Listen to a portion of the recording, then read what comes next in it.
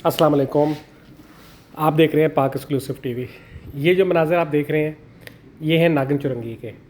नागिन चुरंगी हर बारिश के बाद एक बार फिर डूब जाती है, लेकिन इस बार यानी कि रात की बारिश और कल दिन की बारिश और आज सुबह की बारिश के बाद भी हालात पुरसकून है।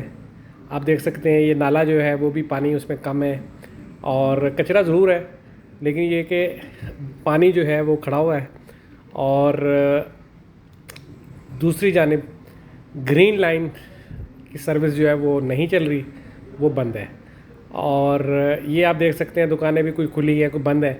इसी तरह जो एरिया के लोग हैं, दुकानदार हैं, कोई कचरा उठा रहा है, कोई कुछ कर रहा है।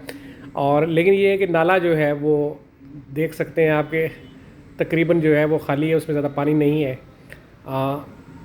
बारिश काफ़ी हुई रात को और अभी सुबह भी हुई, लेकिन ये है कि देख ये आगे जी हम लियारी नदी में आप पानी की सूरत हाल देख सकते हैं कि इस वक्त जो है वो पानी जो है वो बहुत कम है। ऐसे ही है जैसे गंदा पानी जब बह रहा होता है तो वो उतनी ही होता है, थोड़ा इससे कम होता है, लेकिन ये कि पानी है नदी में।